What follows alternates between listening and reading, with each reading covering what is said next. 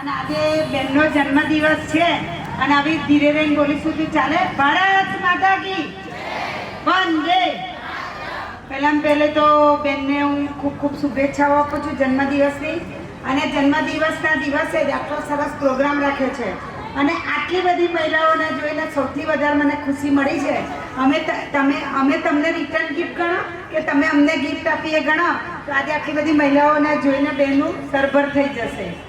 પહેલું તો ફાઉન્ડેશનનું મને કંઈ બહુ અનુભવ છે નહીં. મેં ખાલી નામ સાંભળ્યું છે અને બેન એક વખત મળ્યા હતા અને કે બેન અમારા કંઈ મુલાકાત લેજો. પછી એમનો મને એવી ખબર પડી છે કે સીવણ ક્લાસ, બ્યુટી પાર્લરનું બધી જરૂરિયાતમંદ બહેનોને આ ફાઉન્ડેશન દ્વારા ટ્રેનિંગ આપવામાં આવે છે અને પગભર ઊભા કરે છે.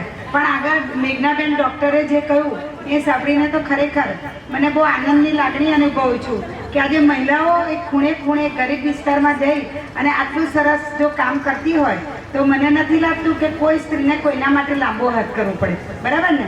પહેલું તો આપણે ઘર પણ સાચવીએ છીએ, સાથે સાથે તમે પગભર થશો. પગભર થશો એટલે શું છે કે તમે તમારા ઘરને પણ તમારી જીવન જરૂરિયાતો પ્લસ તમારા ઘરને પણ આગળ લાવશો. ક્યારે બાળકોને કંઈક ભણાવવા આપણે મોકલવા હોય, કશુંક આપણે પોતાને વસ્તુ લાવો, ઘરમાં કંઈક નાની મોટી જરૂરિયાત હોય તો પણ આપણે પોતે પગભર ઊભા થઈશું તો હસબન્ડ પાસે ક્યારેય માગવું હોતું નહીં.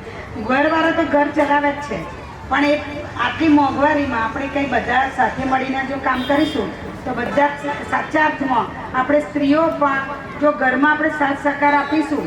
અને આ તો મેં એ સાંભળ્યું કે બ્યુટી પાર્લરનું જો આપણે તૈયાર થવાનો બધાને શોખ હોય તો આપણે કેટલો બધો ખર્ચો કરવો પડે.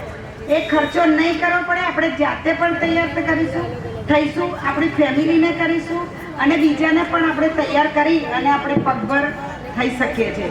એટલે બહેનો એક વસ્તુ કહીશ ચોક્કસ કે આજે આ સ્ટેજ પર છું તો બહેનનો, દીપાલી બહેનનો ખૂબ ખૂબ આભાર. અને અમે એવું ઈચ્છીએ છીએ કે તમે ખૂણે ખોચરે જે પણ ગરીબ મહિલાને આવી રીતના તૈયાર કરશો અને જ્યાં પણ અમારી જરૂર પડે તો અમે પણ તમને સાથ સહકાર આપીશું. સાથ સહકારની તો મને નથી લાગતી કે એમને જરૂર હોય, કારણ કે એમનું કામ બધે જ પહોંચ્યું છે. અમે જે નથી પહોંચ્યા તો એ બેન પહોંચ્યા છે. એટલે પણ તો પણ અમારી જે નાની મોટી જરૂરિયાત હોય તો અમે તમારા સાથે ઊભા છીએ.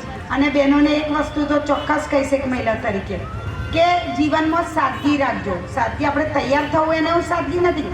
હવે બધા જ શોખ કરવાના, એવું નહીં કે આ નહીં પહેરવું, આ નહીં, પણ જીવનમાં આપણું ચારિત્ર ક્યારેય નહીં છોડવું. ચારિત્ર્ય એ આપણા સમાજમાં એક ખરાબ રીતે બેસી ગયેલું એક દૂષણ છે કે ચારિત્રને આપણે અત્યારે સાચવતા નથી. જ્યારે જો એક મહિનો થયો હોય કોઈને લગ્નને અને આપણે સાંભળીએ કે એની સાસુએ વહેલી ઉઠાડી હતી, આ કામ કરાયું, સાસુમાં કામ કરાવે છે, સાસુએ આમ કહ્યું, એના માટે તેને છૂટા થતા છે. એ આપણામાં સૌથી મોટું દૂષણ છે. બરાબર ને?